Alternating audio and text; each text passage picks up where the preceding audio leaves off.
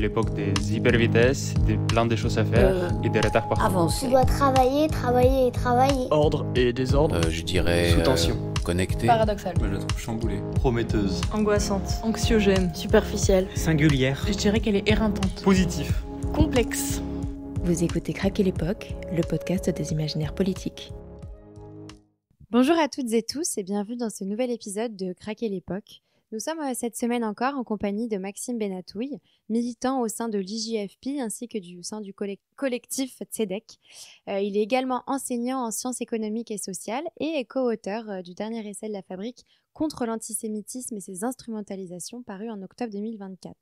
Alors la semaine dernière, nous avions commencé à aborder sa contribution au sein de cet ouvrage et on va poursuivre un petit peu en entrant plus en détail cette semaine dans les thématiques abordées.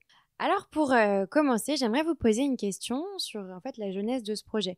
Au départ, j'imaginais que justement le point de départ, c'était le 7 octobre et le traitement médiatique qui s'en est suivi. Mais en préparant cet entretien, j'ai vu une de vos interventions sur Parole d'honneur avec Ouria Boutelja où justement elle explique qu'en fait, le projet il est en réalité antérieur. Est-ce que vous pourriez du coup nous en dire quelques mots ? Merci beaucoup. Donc oui, c'est vrai que le 7 octobre a accéléré un petit peu l'urgence qu'on avait tous ressentie, tous et toutes ressenties, et la nécessité donc d'écrire sur ces thématiques-là.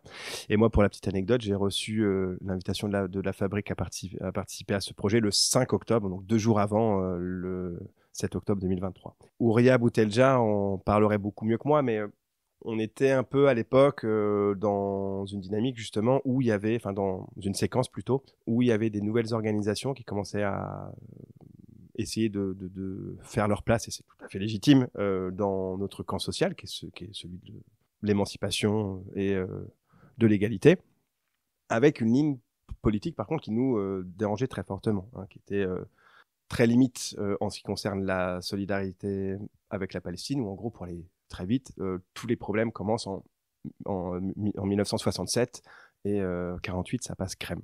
Et donc, du coup, il s'agissait un petit peu de répliquer parce qu'il y avait eu déjà plusieurs tentatives, notamment dans le mouvement syndical, pour ces organisations-là de s'infiltrer, puis de proposer des formations de lutte contre l'antisémitisme. Et comme je l'ai dit la semaine dernière, toutes ces catégories, tous ces signifiants font l'objet d'une lutte sémantique qui est éminemment politique. Et donc, l'objet de ce bouquin, c'est d'apporter notre contribution à cette bataille sémantique et puis, pourquoi pas de la gagner. Cet essai, il est coécrit donc à 9 voix. Alors, on n'a pas le temps malheureusement de parler des chacun des chapitres, mais peut-être est-ce que, alors vous avez commencé un peu à me dire, à ce que vous expliquez ce qui représente dans ce contexte tumultueux, mais aussi peut-être les points que vous auriez aimé approfondir encore plus, ce que à 9 voix seulement vous n'avez pas pu vous permettre de parler, et vous auriez aimé en dire encore plus.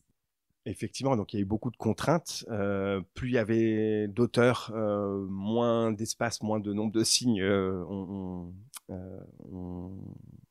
avait le droit d'utiliser. Donc évidemment, il y a des choses, moi, à titre individuel, que j'aurais bien aimé développer, notamment le passage où je reviens un petit peu sur la chasse aux tropes, qui est cette technique de lutte contre l'antisémitisme qui vise à détecter de l'antisémitisme dans certains propos, des dog whistles, etc., et notamment à gauche. Et moi, j'avais commencé à faire toute une analyse un peu où je semblais dire, en tout cas, effectivement, c'est vrai que la France insoumise, par exemple, moi, je préfère me concentrer sur elle parce que c'est la seule force significative dans le champ de la gauche parlementaire. Effectivement, il y avait notamment certaines remarques de Mélenchon qui n'étaient pas les bienvenues, que moi, je ne qualifierais pas forcément d'antisémite, quoique ce qu'il avait pu dire sur Éric Zemmour, sur le fait qu'il soit réactionnaire, que c'était peut-être lié à sa judéité, bon, effectivement, là, ou que c'est les compatriotes du Christ qui l'ont mis sur la croix. Bon, effectivement, là, on peut qualifier ça justement de propos à teneur antisémite. Et ce que j'avais commencé à analyser, c'était dire que, bah oui, en fait, quand toutes les formes de racisme traversent l'intégralité de la société, dans le moindre de ses replis, effectivement, un homme qui a été socialisé notamment au sein de l'église catholique dans l'Algérie française, surprise, il peut avoir des sorties antisémites. Waouh, voilà. Mais pour le coup, sur les éléments que moi je trouvais un peu graves et à teneur antisémite de ce qu'a pu dire Mélenchon, c'est les 2 seuls cas justement où il s'est excusé. pour le reste, et on en a convenu ainsi avec mon éditrice, après tout, si on veut taper sur Mélenchon, suffit d'allumer la télé, de lire Libé, etc. Donc c'est partout. Hein. Donc pourquoi perdre ce peu de place précieuse dans cet ouvrage pour finalement dire quelque chose qui est déjà écrit partout. Mais il n'empêche que c'est quelque chose que j'aurais bien aimé mettre en perspective, et aussi dans mon approche de la lutte contre l'antisémitisme, j'aurais bien aimé creuser un peu cette idée selon laquelle la lutte contre le complotisme, qui a tendance à se transformer en antisémitisme, ça peut vraiment être efficace si on a une solide formation anticapitaliste et qui s'inscrit dans le matérialisme historique. Pardon. Et pour moi, donc justement, lutter contre l'antisémitisme, et notamment sous sa déclinaison complotiste, comme on a pu voir avec les mouvements anti-vax, ou même dans une certaine fraction du mouvement social des Gilets jaunes, eh bien, avec un anticapitalisme théorique sérieux, on peut lutter contre ces manifestations antisémites-là. Donc ça, c'est peut-être quelque chose que je regrette de ne pas avoir pris le temps de développer. Donc justement, ce nouvel antisémitisme, on va en parler. Je vais lire un extrait de votre ouvrage. Donc vous commencez en citant Abba Eban. L'antisémitisme classique nie les égalités des droits aux juifs en tant que citoyens au sein de la société. L'antisionisme nie l'égalité des droits du peuple juif à sa souveraineté légitime au sein de la communauté des nations. Et vous poursuivez. Pas un mot évidemment sur les conséquences pour le peuple palestinien de l'établissement de l'État d'Israël et de son accaparement des terres supplémentaires à partir de 1967, mais une ambiguïté dans la formulation qui fera date. Celle-ci, en associant l'antisémitisme classique, ciblant les minorités juives parce que juives, à la critique de la réalisation d'une souveraineté juive exclusive en Palestine, ouvre la voie à une nouvelle acception de l'antisémitisme. Alors, Maxime Benatouille, quelle est cette nouvelle acception de l'antisémitisme ? Alors, pour répondre à sa question, il faut se replonger dans le contexte post-1967. Il y a une grande guerre israélo-arabe remportée par l'État hébreu, qui accapare beaucoup de terres supplémentaires, palestiniennes, mais pas que, parce qu'ils se mettent aussi à occuper militairement le Sinaï égyptien, qu'il restituera plus tard lors d'un accord bilatéral avec l'Égypte qui aboutira à un traité de paix. Et aussi le Golan syrien, qui est, à l'heure où nous parlons, toujours occupé par l'État d'Israël. Israël avait été créé en 1948 et bénéficiait d'un grand mouvement de sympathie et surtout d'un accord tacite entre les USA et l'URSS. Sinon, la partition de la Palestine historique n'aurait pas pu être votée. Et cet accord tacite-là, personne ne l'avait vraiment vu venir. Et donc, il y avait une sorte d'élan général de sympathie, notamment dans les deux grands blocs qu'étaient l'Occident et le bloc soviétique, pour l'état des survivants. Hein. C'était comme ça à l'époque qu'on présentait ce qu'était la Palestine juive et ce qu'allait devenir l'État d'Israël. Il manque un acteur fondamental dans cette équation, c'est le Sud global. Évidemment, en 1948, le Sud global n'existe pas. Il est sous dépendance coloniale, il n'a aucune souveraineté. Il est sous dépendance coloniale belge, française, britannique, etc. Mais il n'a pas de droit de vote, car il n'a pas d'État indépendant, souverain, à l'Assemblée générale des Nations unies. En 1967, nouvelle guerre, et l'État d'Israël se sent vraiment pousser des ailes et se met à occuper et très rapidement à coloniser des terres palestiniennes, donc ce qu'on appelle grosso modo la Cisjordanie, occupée, que dans le vocable sioniste, mais aussi dans le vocable juif religieux, et c'est toute l'ambiguïté justement, elle est là, qu'on appelle Yehuda Veshomron, Judée-Samarie. On voit quand même que très rapidement, les pays du Sud devenus indépendants, et notamment dans le monde arabe, hein, que la question palestinienne, c'est une épine qui reste très dure, et c'est le seul État arabe non décolonisé. Donc ça pose problème, et l'opinion publique du Sud global, justement, se met à critiquer de plus en plus fermement l'État d'Israël, au point qu'en 1975, il y a une majorité d'États qui se liguent pour voter une résolution qui sera malheureusement annulée en 91, mais pour voter une résolution qui assimile le sionisme à une forme de racisme et de discrimination raciale. Donc l'heure était grave pour Israël, et l'enjeu, c'était vraiment d'empêcher que cette critique fasse tache d'huile en Occident. Et pour ce faire, c'est à ce moment-là qu'on a commencé justement à investir différemment la catégorie antisémitisme et à assimiler en son sein en fait, toute critique un petit peu de l'État d'Israël. Et c'est ce qu'on commence à percevoir précisément avec cet extrait d'une tribune donc, rédigée par Abba Eban que vous avez cité, où il fait un parallèle entre l'antisémitisme classique, qui s'en prend aux juifs parce que juifs dans telle ou telle société en refusant de faire vivre avec eux l'égalité des droits, à l'antisionisme sous prétexte qu'on refuserait à l'État d'Israël les mêmes droits qu'on accorderait aux autres États. Moi, je ne savais pas qu'il y avait beaucoup d'États qui avaient le droit en toute impunité de coloniser, de massacrer, de déposséder, etc. Mais bon, passons, fermons cette parenthèse.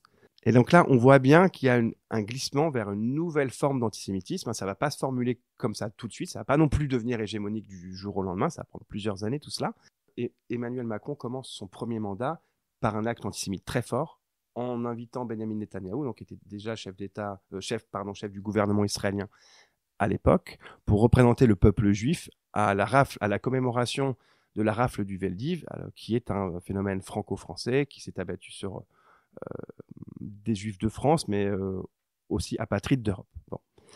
Et là, selon notre analyse, à nous militants du bloc juif décolonial, c'est vraiment c'est de l'antisémitisme pur qui ne dit pas son nom, qu'avait à voir justement des juifs et des juifs parisiens avec l'État d'Israël qui n'était même pas encore reconnu à l'époque. Et à cette occasion, Macron dit quelque chose de fondamental. Il dit la chose suivante. L'antisionisme est une forme réinventée d'antisémitisme. Donc, il s'inscrit dans les pas de Valls, qui avait dit grosso modo la même chose quelques années auparavant, etc. Mais voilà, donc on en est là.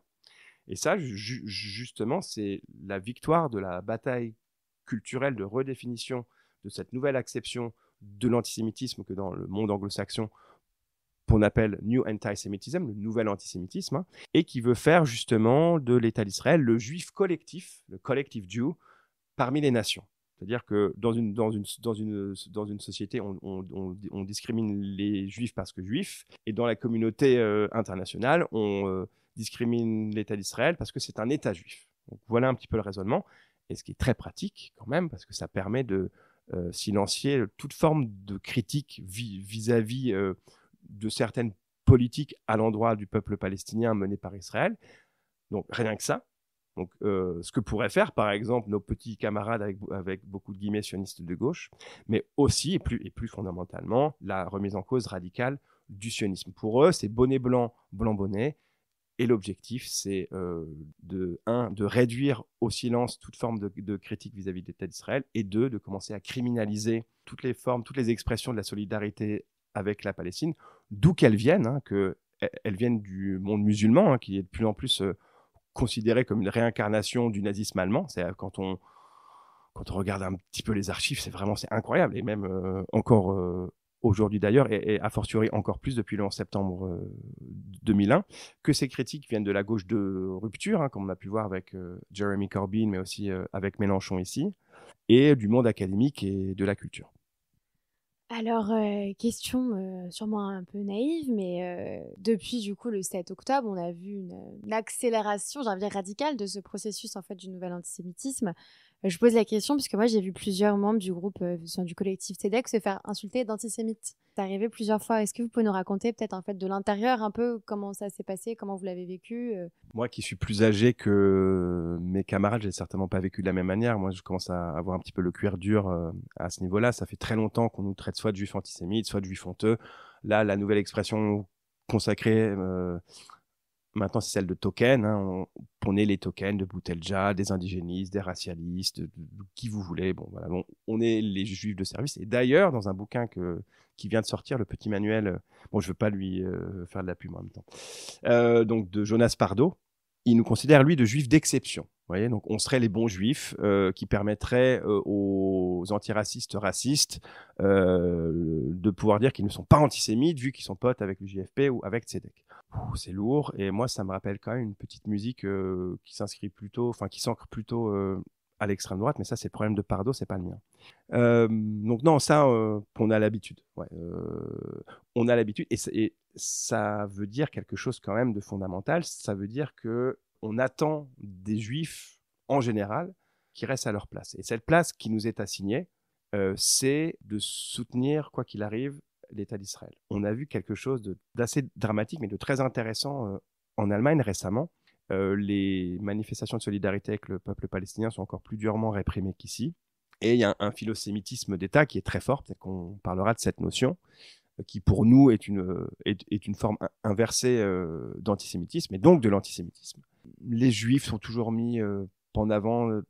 D'ailleurs, là, il y a une résolution qui vient d'être votée par tous les partis du centre-gauche jusqu'à l'extrême droite, qui s'appelle le plus jamais ça, c'est maintenant, protéger la vie juive en Allemagne. Donc, la vie juive, c'est encore un nouveau concept, ça, mais peu importe, je pense que ça mériterait toute une émission. Et ben, dès que des Juifs en Allemagne sortent de cette place qui leur est assignée de soutien inconditionnel à l'État d'Israël, eh ben, ils se font taper dessus. Il y a des Juifs orthodoxes antisionistes en Allemagne qui se sont fait taper dessus à la marge, enfin, par des flics, à la marge d'une manifestation de solidarité avec la Palestine. Il y a des camarades de la Jüdische Stimme für gerechten Frieden, donc la voix juive pour une paix juste.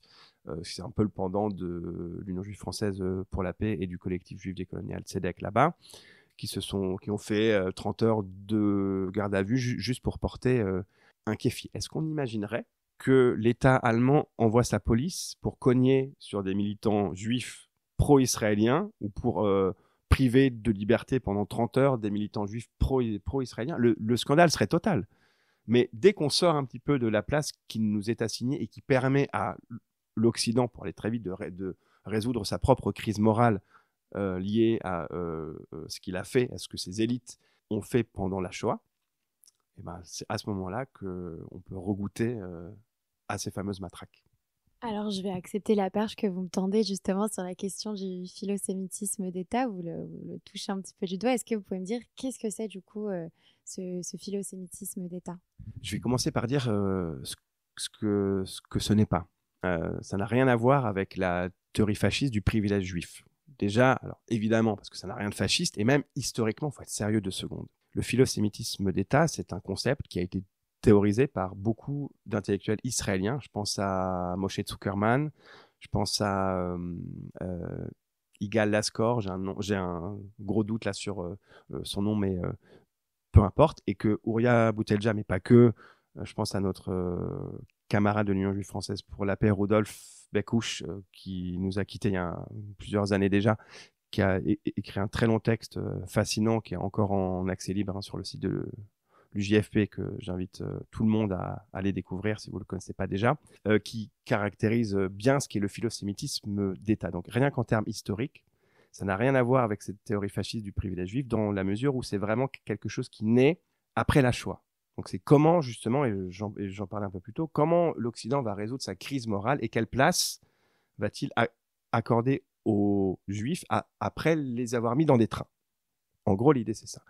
Et le philosémitisme, c'est finalement cette volonté de toujours être du côté des Juifs, sans que les Juifs ne demandent quoi que ce soit. C'est un truc de blanc, en fait. Si je peux me permettre l'expression, ça n'a rien à voir avec les Juifs. Les Juifs n'ont rien demandé, mais ils vont être considérés d'une manière systématiquement améliorative par l'État.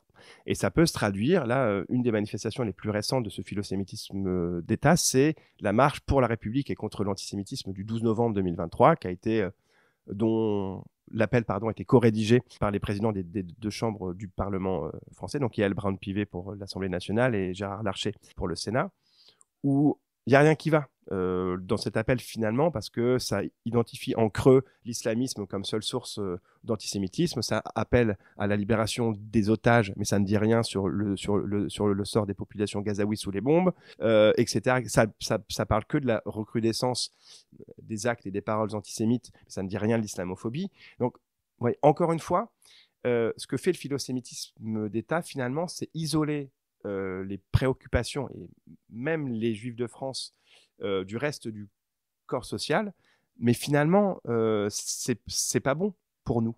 parce que du coup, ça nous fait apparaître comme les enfants chéris de la République, alors que, encore une fois, je répète, on n'a rien demandé, et ça peut créer une sorte de concurrence victimaire un petit peu, et dire pourquoi l'État organise des manifestations, parce que ce n'est pas la première fois, ce sera certainement pas la dernière fois, contre l'antisémitisme, alors qu'il participe, par exemple, pleinement à la recrudescence de l'islamophobie, en passant des lois islamophobes, ou en ne disant rien sur des actes islamophobes, à part un tweet de ci, de là, et même Darmanin, parfois, a pu faire un tweet, mais ça s'arrête là. Donc, le philosémitisme d'État, c'est ça, c'est une assignation identitaire améliorative qu'on peut un petit peu, mine de rien, rapprocher de cette racialisation positive qui touche les communautés asiatiques de France. C'est-à-dire que, selon cette logique profondément raciste, elle aussi, les Asiatiques seraient des minorités modèles, travailleuses, peu revendicatives, et qui ne chercheraient que la bonne assimilation, etc. etc. Bon. Donc c'est une forme de racisme inversé, mais qui en est une, et qui accorde une place spécifique dans l'échelle raciale de l'État français aux Juifs, et gare à tous les Juifs justement qui tenteraient justement de sortir de cette place qui nous est assignée. Par exemple, il y a l'UJFP aussi qui a pour des communiqués qui sont en cours d'instruction à cause de la circulaire du Pont-Moretti du 10 octobre 2023, parce qu'on a fait un effort de contextualisation des attaques du 7 octobre. Peut-être qu'on en reparlera un petit peu de ce que ça veut dire pour nous le 7 octobre, et qui risque d'être condamné pour apologie du terrorisme. Donc voilà où on en est. Donc on aime les Juifs que s'ils servent le projet occidental, et le projet occidental passe par le soutien inconditionnel à l'État d'Israël. Alors, on va faire une petite pause en lisant un extrait que vous avez aussi choisi de nous partager. Il s'agit d'un extrait du roman Une histoire d'amour et de ténèbres d'Amos Oz, publié en 2004. Un peu plus tard, à 7h du matin, alors que tout le monde dormait encore, on tira à Sherjara sur une ambulance juive qui se rendait du centre-ville à l'hôpital Hadassah sur le mont Scopus. Dans tout le pays, des Arabes s'en prirent à des autobus juifs, tuant et blessant les passagers. Et ils attaquèrent à l'arme légère et à la mitraillette les faubourgs périphériques et les villages isolés. Le Haut Comité arabe, présidé par Jamal Husseini, proclama la grève générale dans tout le territoire arabe et envoya les foules dans la rue et les mosquées, où les imams appelèrent au djihad contre les Juifs. Le deuxième jour, des centaines d'Arabes armés sortirent de la vieille ville en braillant des chants sanguinaires et des versets du Coran, hurlant « Ibdah al-Yahoud », massacrer les Juifs, et tirant des rafales en l'air. Alors, je suppose que le choix de ce texte n'est évidemment pas anodin. Pourquoi avoir choisi ce passage? Qu'est-ce qu'il évoque? Avant de parler du passage, j'aimerais préciser pourquoi j'ai choisi le livre de cet auteur, Amos Oz, donc ce livre qui s'intitule « Une histoire d'amour et de ténèbres ». Moi, c'est un livre que j'ai lu 3 fois d'affilée quand j'étais sioniste de gauche, donc très jeune, et c'est un livre qui revient un peu, donc qui croise la grande histoire de la transformation du Yishuv. Donc le Yishuv, c'est la structure sociale pré-étatique juive en Palestine historique, où il y avait presque tous les attributs d'un État, mais sauf la reconnaissance internationale. Donc cette transformation du Yishuv vers l'avènement de l'État d'Israël, qui est croisée avec la petite histoire de l'auteur lui-même, Amos Oz, mais qui incarne à la perfection le processus d'israélisation que les enfants juifs qui sont nés justement dans la Palestine mandataire ont expérimenté pendant l'espace d'à peine une génération. C'est-à-dire que lui était enfant issu de la bourgeoisie juive éclairée d'Europe centrale, polyglotte, qui s'appelait Herr Doktor, Frau Doktorin, parce qu'ils avaient tous 3 doctorats en poche, etc., etc., à un nouvel hébreu. Il y a un vieux slogan sioniste, c'est le suivant: Ivrit et daber ivri, c'est-à-dire hébreu parle hébreu, abandonne les langues diasporiques de tes parents. Et lui qui parlait que l'hébreu, mais qui était sur la terre de ses ancêtres, et qui d'ailleurs n'a pas embrassé tout de suite une carrière d'intellectuel comme celle de ses parents. Il a eu besoin de rompre et de s'installer dans un kibboutz et de se mettre à travailler la terre, et pas n'importe quelle terre, évidemment, la terre d'Israël, Eretz Israël. Et donc vraiment, ça incarne le processus d'israélisation. Et je sais pas si vous avez remarqué l'éléphant dans la pièce, dans ce que je vous ai raconté, ce que j'ai pas, moi, aperçu tout de suite, c'est dans ce que je vous dis, et dans ce que Amos Oz écrit, de ces années-là, 45, 50, il n'y a pas d'Arabes, il n'y a pas de Palestiniens, ou quand il y a des Palestiniens, c'est sous l'angle purement religieux. Donc un peu, là c'est un des seuls passages où on parle des Palestiniens, d'ailleurs sans les nommer Palestiniens, on parle de personnes arabes dans ce livre qui est très long, très conséquent. Et on en parle sous le prisme vraiment de masse manipulée, soit pour faire la grève, soit pour aller massacrer des juifs parce que juifs, très dépendants du discours de l'imam, un peu des bêtes sauvages, ou en tout cas, pas des gens aussi humains que nous.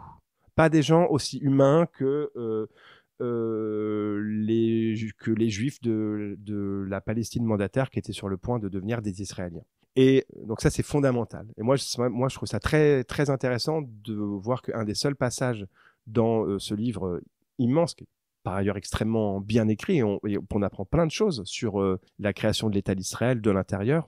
On voit bien ce qu'on apprend aussi en creux, c'est la manière dont la question palestinienne est systématiquement mise sous le tapis ou alors animalisée. D'ores et déjà à l'époque. Parce que ça décrit une scène à Sheikh Jarrah qui se passe en 1947, donc juste avant l'avènement de l'État d'Israël. Et c'était aussi important pour moi de parler de ce quartier, parce que c'est un quartier palestinien qui est situé dans la partie orientale de Jérusalem, qui est de fait annexée depuis 1967, colonisée depuis 1967, et maintenant pleinement intégrée à Jérusalem comme capitale d'Israël, grâce à Trump, justement, grâce au premier mandat Trump, qui a déplacé l'ambassade états-unienne de Tel Aviv à Jérusalem. En 2021, il y a eu un gros mouvement palestinien. Ce qui était très intéressant, c'est que toutes les facettes du peuple palestinien se sont mobilisées, c'est-à-dire les Palestiniens de 48, les Palestiniens de l'État d'Israël, les Palestiniens de la Cisjordanie occupée, les Palestiniens de Gaza, les Palestiniens de Jérusalem-Est, les Palestiniens de la diaspora également. Pourquoi ? Parce que précisément, à Sheikh Jarrah, il y a un processus de nettoyage ethnique de basse intensité. C'est-à-dire qu'on utilise le droit, et notamment toute une série de lois qui datent soit de l'Empire ottoman, soit du mandat britannique, pour chasser les Palestiniens de maisons qui se repassaient de génération en génération bien souvent, et pour les remplacer par des familles judéo-israéliennes. Et moi, quand j'ai parcouru ce bouquin, parce que c'était très clair pour moi que c'était un extrait de ce livre-là que je voulais présenter avec vous, et quand j'ai vu ce passage où, pour une fois, on parle des Arabes, mais d'une manière vraiment... on ne parle pas de revendication nationale arabe, là. On ne parle pas de ce que ça veut dire pour les Palestiniens, le fait qu'il y ait de plus en plus de juifs sionistes qui s'installent et qui créent un autre État sur leur propre terre. On n'en parle pas de ça. Amos Oz n'en parle jamais. Et en plus, le fait que ça se passe à Sheikh Jarrah, qui a été l'épicentre de la contestation de la révolte de 2021, je me dis que vraiment cette histoire-là, elle n'est pas encore soldée et que il est temps de s'y mettre, et que justement, une des propositions pour la solder, cette histoire, c'est l'antisionisme égalitariste qu'on évoque un petit peu dans le livre. Avant de continuer cette discussion, on va écouter la bande-annonce d'un film palestinien qui s'appelle Le sel de la mer, réalisé par Anne-Marie Jassir en 2008. Where was your father born? In Lebanon.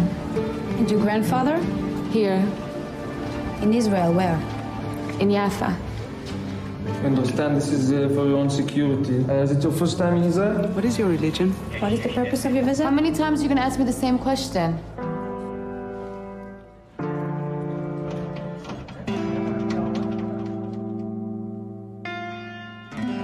أنا كل حياتي بحلم أجي هون. بس عم بستنى بالفيزا وبس تطلع. Here you are, coming from America for a few Palestinian pounds. They don't even exist anymore. My grandfather worked hard for this money and your bank is responsible. اجت لي فكرة. بدك تسرق البنك؟ مش سرقة. هذا مصاري أهلي. فايدة. ايش راح نسوي؟ على البحر بس أخت البحر.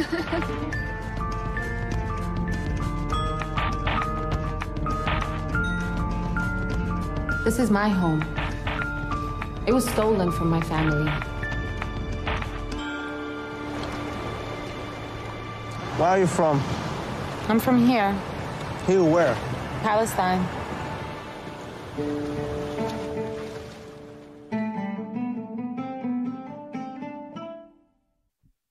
Alors, Maxime Benatouille, pourquoi avoir choisi ce film? Et surtout, est-ce que vous pouvez nous parler de ce film un petit peu? C'est un film qui m'a beaucoup marqué quand je l'ai vu à sa sortie au cinéma, et je pense qu'il a aussi beaucoup contribué à un processus de désionisation que j'évoquais plus tôt, mais qui n'était pas encore acquis ni achevé d'ailleurs. Et là, le fait de voir cette Palestinienne américaine qui essaye de revenir sur la terre de ses parents et qui passe par l'aéroport de Tel Aviv, Ben Gurion, on a pu entendre dans cette bande-annonce qu'elle est soumise à plein de questions de la police israélienne de l'aéroport. Pourquoi vous êtes là? Qu'est-ce que vous voulez faire là, etc., etc. Et elle veut récupérer elle veut découvrir son pays, mais avant tout, elle veut récupérer l'argent que ses grands-parents avaient laissé dans leur banque à l'époque, mais qui a évidemment été saisi, spolié par l'État d'Israël naissant. Il y a eu plein de situations, c'est largement documenté. Et elle rencontre un Palestinien de Cisjordanie dont elle tombe amoureux. Ils vont se faire passer pour des Israéliens, ils vont changer leur plaque d'immatriculation parce qu'évidemment, dans un état d'apartheid, les populations privilégiées sur le plan racial n'ont pas les mêmes plaques d'immatriculation, ne conduisent pas sur les mêmes routes que les populations dominées sur le plan colonial et sur le plan racial. Et donc, elle va à Jaffa et elle rencontre aussi, et ça c'est phénoménal, elle rencontre la personne qui habite dans la maison de ses grands-parents à Jaffa, c'est juste à côté de Tel Aviv. Et c'est merveilleux parce que c'est une Ashkénaze, c'est une juive blanche de gauche qui se dit très ouverte, etc. C'est merveilleux, mais dès qu'on parle de la question du droit au retour, elle est aussi raciste qu'une sioniste de droite. Et tout est dit, à la fois sur la revendication légitime du droit au retour, qui pour moi est vraiment fondamental pour distinguer le sionisme de l'antisionisme, et sur l'hypocrisie des sionistes de gauche. Et c'est pour ça qu'à ce double égard, c'est un film remarquable qui m'a beaucoup marqué. Justement, sur la question du droit au retour, et vous le disiez tout à l'heure, vous parliez du 7 octobre et la question de ce que ça pouvait représenter pour vous. À l'aune justement de cette bande-annonce et de la question du droit au retour, on a pu voir récemment que sur les ruines de Gaza, il y avait presque des promoteurs israéliens qui commençaient à se prendre en photo pour parler de futurs investissements immobiliers. Et donc vous êtes militant justement dans le bloc juif décolonial. Un de vos champs de bataille, c'est vraiment ce droit au retour des enfants de la Nakba. Qu'est-ce que ça vous fait ressentir? La guerre génocidaire que mène l'État d'Israël sur Gaza, c'est finalement la conclusion logique du sionisme réellement existant. C'est la conclusion logique du projet sioniste tel qu'il s'est concrétisé dans l'État d'Israël depuis 1948. Et là, ce qui se passe dans le nord de la bande de Gaza, mais aussi en Cisjordanie et à Jérusalem-Est annexée, c'est la continuité et c'est malheureusement la corroboration de ce que je développe dans mon texte, à savoir le sionisme, c'est pas une idéologie politico-nationale achevée, c'est un processus dynamique d'accaparement de terre sans Palestiniens dedans, toujours en cours. Et là, ce qu'on est en train de faire, c'est qu'on est en train de détruire le nord de la bande de Gaza et qu'on va fermer la porte, qu'on va empêcher les Palestiniens, dont je précise d'ailleurs que 2/3 des Gazaouis sont des descendants de la Nakba de 1948. Et que les combattants palestiniens le 7 octobre, qui ont mené les massacres qu'ils ont effectivement menés, dans des kibbutzim, dans des petits villages qu'on appelle en hébreu l'enveloppe de Gaza, donc ce qui entoure la bande de Gaza, ils ont mitraillé dans le village de leurs grands-parents, de leurs arrière-grands-parents, bien souvent. Ils n'ont pas tué des pacifistes, comme ce qu'on entend régulièrement, ou des gens qui dansaient pour la paix.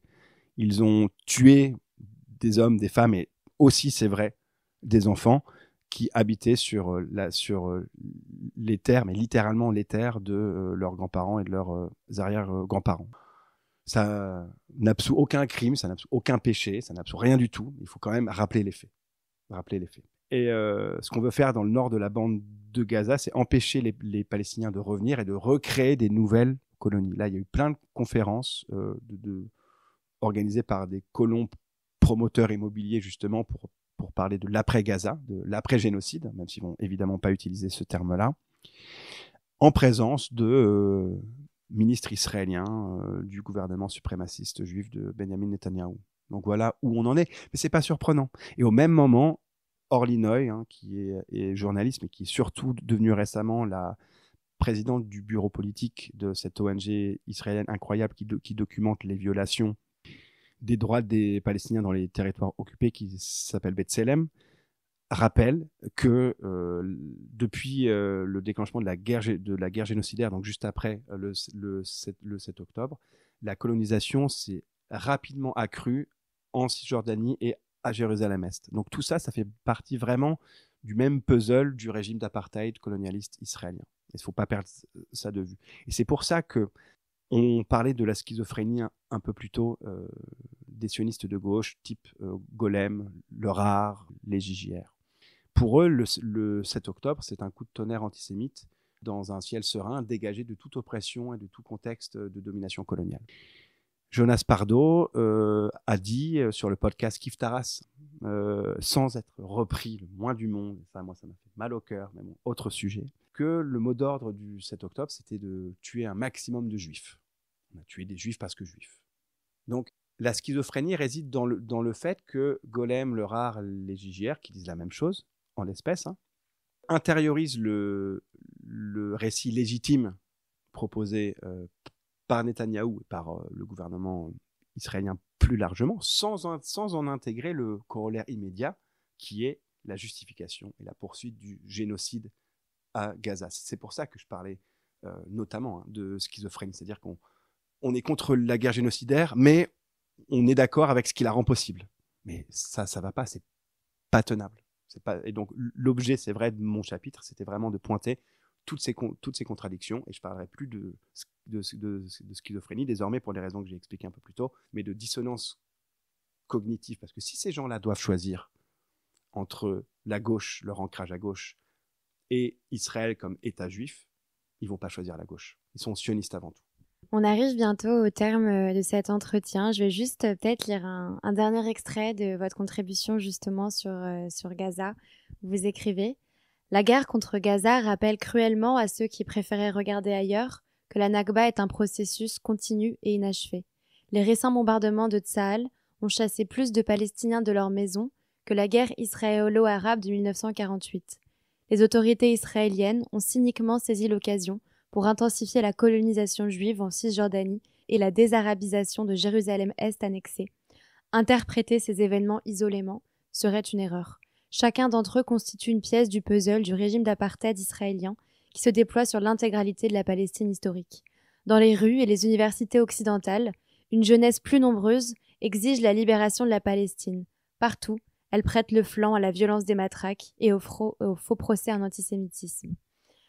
Alors aujourd'hui, on sait qu'à Paris, à 18h d'ailleurs, se tient encore une marche, cette fois-ci contre l'organisation du gala Israël et Is Forever.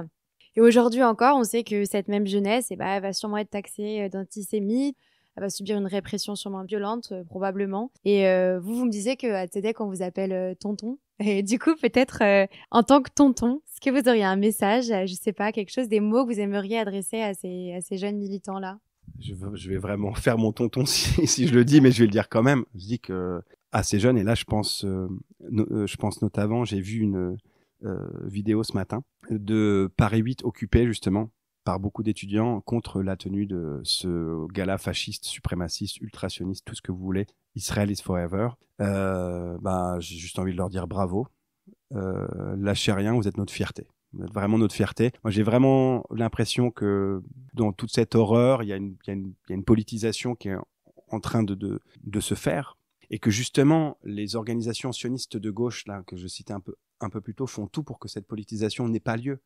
Mais il y a quand même une dynamique en faveur de l'antisionisme égalitariste qui prend de l'ampleur, et ça c'est très important, il faut soutenir ça. D'ailleurs, on a des camarades, que ce soit à Tzedek ou à l'Union juive française pour la paix, qui se sont rendus, qui continueront de se rendre sur les campus ou partout où les jeunes parlent pour la Palestine et pour la justice pour le peuple palestinien. Merci beaucoup Maxime Benatouille. Et pour conclure notre podcast, notre autre question habituelle, qu'est-ce que vous allez faire demain? Qu'est-ce que vous allez faire demain pour continuer à affronter un peu le monde? Je vais essayer de passer du temps avec mon fils qui a 7 ans et parce que c'est aussi lui évidemment l'avenir. Je vais essayer de plus militer sur mon territoire. J'ai quitté la région parisienne et j'essaye de m'intégrer aussi là où je vis. C'est pas toujours évident quand on arrive à l'âge que j'ai. Et je vais continuer de m'engager au sein du Bloc Juif Décolonial, évidemment, parce que c'est là où mon cœur parle et là où mon cœur saigne aussi. Merci beaucoup Maxime Benatouille. Craquer l'époque est un podcast produit par Radio Radio en partenariat avec Collatéral. Cet épisode a été réalisé par Emma Chiniera. Rendez-vous la semaine prochaine avec un nouvel invité pour questionner l'époque dans laquelle nous nous trouvons.